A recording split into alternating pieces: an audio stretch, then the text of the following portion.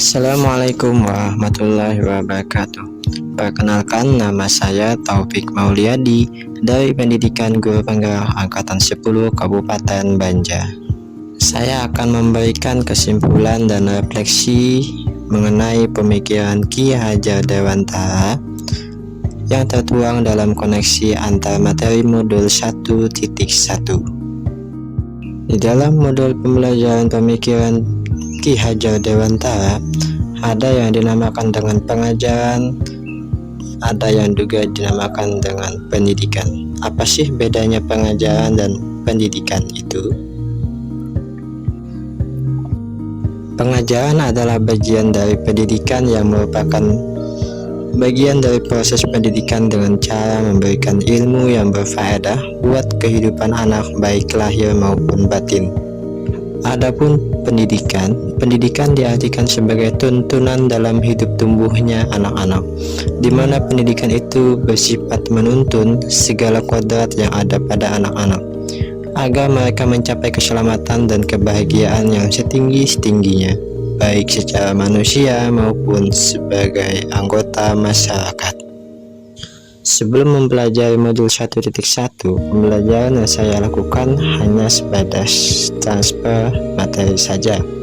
Kemudian, murid dianggap sebagai objek pembelajaran saja. Selain itu, memandang aspek kognitifnya saja tanpa memandang sisi lain murid. Kemudian saya juga kurang memahami karakteristik murid.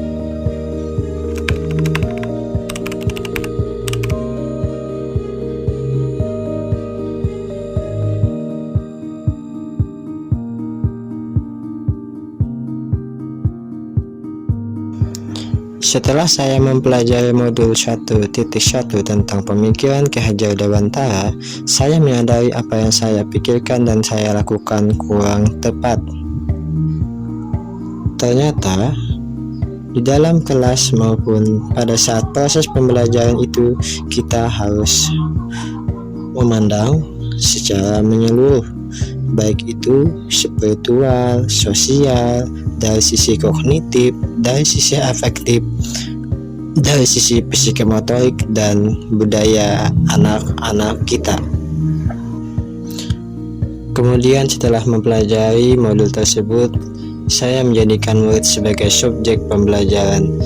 Kebebasan dia berekspresi, mengemukakan pendapat, dan berkreasi merupakan hak murid, dan guru hanya sebagai fasilitator, di mana guru hanya memfasilitasi siswa untuk belajar dan menyelesaikan proses pembelajarannya di kelas.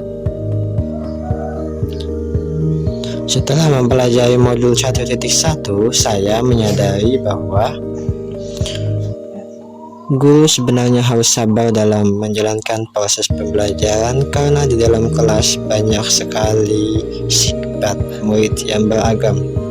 Selanjutnya, guru mampu memahami karakteristik murid serta memberikan kesempatan pada murid untuk bertumbuh sesuai dengan kodratnya, baik kodrat alam maupun kodrat zaman.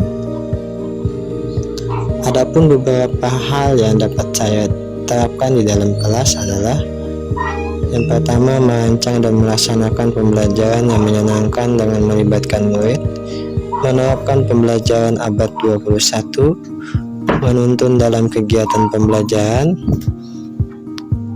menjadi teladan yang baik bagi murid, baik perkataan maupun perbuatan. Selanjutnya, menjalin komunikasi yang baik dengan murid. Baiklah, itu saja kesimpulan dan refleksi dari saya. Assalamualaikum warahmatullahi wabarakatuh. Salam guru penggerak untuk seluruh wilayah Indonesia.